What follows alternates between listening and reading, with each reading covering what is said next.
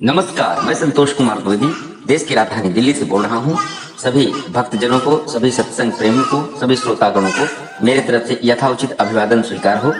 भक्तिमय वातावरण में जय श्री राम का नाम लेते हुए, माँ सरस्वती के चरण कमल में शीश नवाते हुए आज का बहुत ही रोचक प्रसंग लेकर हाजिर हूँ। जी हाँ, बाबा बैजनाथ धाम की कहानी आपके सामने प्रस्तुत है। जी हाँ, बहुत दिनों की बात है। लंकापति रावण भगवान शिव की तपस्या कर रहा था और तपस्या वह उस उद्देश्य को लेकर के कर रहा था कि मैं भगवान शिव को लंका लेके जाऊंगा, क्योंकि रावण को ये था कि मुझे अमर होना है और अमर तभी हो सकता हूं मैं जब भगवान शंकर लंका में विराजमान हो जाए। इस उद्देश्य से वह कई वर्षों तक घनघोर तपस्या किया। जब भगवान शंकर प्रसन्न नहीं हुए तब फिर वह अपने शीश काट काट कर चढ़ाने लगा। 10 बार अपने वो शीश जब काट काट कर चढ़ाने लगा तब भगवान शंकर प्रकट हुए, प्रसन्न हुए, बोले भक्त आंखें खोलो। तब रावण ने भगवान शिव को प्रणाम किया और चूंकि उसने 10 बार शीश चढ़ाए थे काट काट करके, तो इसलिए उसे 10 शीश दे दिए। भगवान शंकर बोले आज से तुम 10 कंधर माने जाओगे। बताओ बस तुम किस उद्देश्य से हमारी पूजा एवं तपस्या कर रहे थे। तब रावण ने कहा प्रभु आपको प्रणाम करता हूँ, आप आए, हमें दर्शन दिए, हम कृतार्थ हुए। मैं चाहता हूँ कि आप लंका में चलें, लंका में विराजमान हो। हमारे पास सब कुछ है लेकिन आपकी कमी हमेशा खटकती रहती है, इसलिए गुरुदेव आप हमारे साथ लंका में चलें। भगवान भोलेनाथ ने कहा ठीक है, हम तुम्हारे साथ लंका में चलेंगे, लेकिन हमारी एक शर्त है कि जब तुम यहाँ से मुझे लेके चलोगे तो मुझे कहीं रखना नहीं। यदि जहाँ पर तुम हमें रख दोगे मैं वहीं विराजमान हो जाऊंगा। रावण ने कहा ठीक है प्रभु, जैसी आपकी आज्ञा। अब भगवान शंकर को लेकर के रावण आसमान के रास्ते लंका जाने लगा। तब उधर देवताओं में बहुत हलचल हो गई। सभी घबरा गए कि यदि रावण भगवान भोलेनाथ को लंका में स्थापित कर दिया तब तो यह अजर अमर हो जाएगा और इसे मारना बहुत ही कठिन हो जाएगा और इसका अपराध, इसका पाप बिल्कुल चरम सीमा तक पहुंच गया है। इसके पापों से जनता त्राही त्राही कर रही है, इसलिए इसका मारना आवश्यक है। तब सभी लोग देवतागण मिलकर के, ब्रह्मा वगैरह सब लोग मिलकर के भगवान विष्णु के पास गए। बोले प्रभु कुछ कीजिए। प्रभु ने कहा क्या हो गया। तब देवताओं ने कहा कि रावण भगवान भोलेनाथ को लंका ले जा रहा है और यदि वो लंका ले जाने में सक्षम हो गया तब तो वो अजर अमर हो जाएगा और धरती पर पाप ही पाप बढ़ जाएगा, तो आप कुछ कीजिए। तब भगवान विष्णु ने देवताओं की प्रार्थना स्वीकार की और योग माया को बुलाया। बोले योग माया से कहा कि आप जो है रावण के अंदर जो है कुछ ऐसा कीजिए कि रावण जो है भगवान भोलेनाथ को लंका ना ले जा पाए।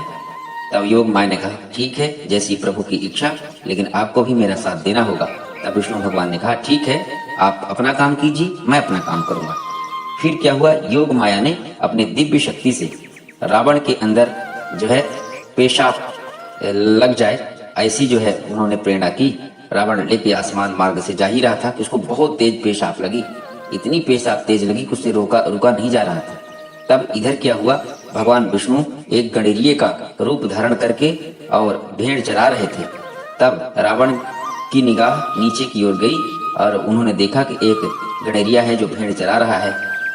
तो क्यों ना मैं कुछ देर के लिए भगवान शंकर को उनके हाथों में सौंप दूं और फिर पेशाब करके मैं फ्रेश हो करके और फिर से मैं भगवान शंकर को लेकर लंका जाऊंगा। यह सोचकर रावण भगवान शंकर को लेकर नीचे उतरा और गणेरिये से कहा हे गणेरिये, ये हमारे गुरुदेव भगवान शंकर हैं, आप जो है इन्हें कुछ देर तक लिए रहे, मैं पेशाब करके और निवृत्त होकर के आकर के आपसे इन्हें ले लूंगा, लेकिन याद रखिएगा इन्हें आप जमीन पे मत रखिएगा। तब गणेरिये ने कहा ठीक है, मैं इन्हें जो है अपने हाथों में ले लेता हूँ, लेकिन जो है आप कौन हैं। तब उन्होंने बताया मैं लंकापति रावण हूँ। तब गणेरिये ने कहा आप शीघ्र आइएगा, यदि आपने देरी कर दी तो मैं इन्हें यहीं रख दूंगा। रावण बोला मैं यूं गया और यूं आया। यह सोच करके रावण पेशाब करने के लिए थोड़ी दूर चला गया, वहीं पास में पेशाब करने लगा और उसको इतनी तेज पेशाब आई, इतनी तेज पेशाब आई कि पेशाब करते करते उसको घंटों लग गए और इतना पेशाब किया कि एक वहां तालाब भर गया। और जब काफी देर हो गया और रावण नहीं लौटा, तब वो गणेरिये के रूप में भगवान विष्णु ही थे, उन्होंने भगवान शंकर को वहीं रख दिया। तब रावण काफी देर बाद जब आया तो वहां से भेड़ भी गाए और गणेरिये भी गाए, और क्या देखता है कि भगवान शंकर को वहीं पे जो है रख दिया, जमीन पर रखा हुआ है, और भगवान शंकर अब पत्थर की मूर्ति में बदल गए। और जो रावण था वो लाख कोशिश किया वहां से उन्हें उठाने के लिए, लेकिन उठ नहीं पाए। तब याद किया भगवान शंकर को, तब भगवान शंकर जो है प्रकट हुए और रावण से बोले, मैंने तुम्हें कहा था ना कि मुझे कहीं रखना नहीं, अब तुम मेरे को यहाँ रख दिए हो, मैं यहीं पर स्थापित हो गया। तो यह सोच करके रावण अत्यंत दुखी हुआ और वहां से खाली हाथ लंका वापस पहुंच गया। और इधर विष्णु भगवान जो गणेरिये का रूप बने थे, तो उनका नाम बैजू था, तो बैजू की ही ये लीला थी, और वहीं से बैजू से बैजनाथ नाम पड़ा। और भगवान शंकर की जहाँ पर रावण ने ये मूर्ति रख दी थी, वहीं वो विराजमान हो गए, स्थापित हो गए, और वहीं से बैजू के इस कर्म से उसका नाम बैजनाथ पड़ा, और बाबा बैजनाथ धाम के नाम से आगे जो है प्रसिद्ध हुए, क्योंकि भगवान शंकर ने बैजू को कहा था कि तुम्हारे इस कर्म से मैं अत्यंत प्रसन्न हूँ, तो जो है तुमने इतना अच्छा कार्य किया है, इसलिए तुम्हारे नाम पर हमारे पूजा लोग करेंगे, और आज के बाद तुम्हारा नाम बैजू से बाबा बैजनाथ धाम पड़ जाएगा, और जो भक्तगण मेरी पूजा करेंगे उनको मनवांछित फल प्राप्त होगा। तभी से यहाँ पे बाबा बैजनाथ धाम का विशाल मंदिर बना हुआ है, जो कि वर्तमान में झारखंड के देवघर के नाम से प्रसिद्ध है। देवघर में स्थित है ये।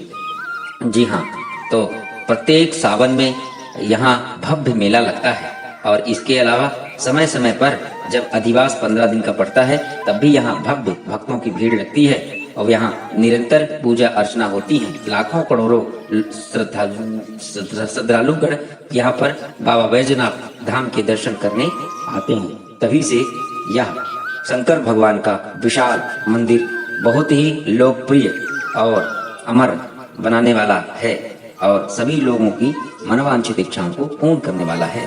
तो आशा ही नहीं, अपितु पूर्ण विश्वास है कि आज का यह प्रसंग आप सभी को पसंद आया होगा। तो इतना ही कह करके मैं जय श्री राम का नाम लेते हुए आज का प्रसंग समाप्त करता हूँ। बोलिए उमापति महादेव की जय, बोलिए बजरंगबली की जय, बोलिए सभी 33 करोड़ देवी देवताओं की जय, बोलिए जय जय सीताराम। संतोष कुमार द्विवेदी, देश की राजधानी दिल्ली से। नमस्कार, धन्यवाद।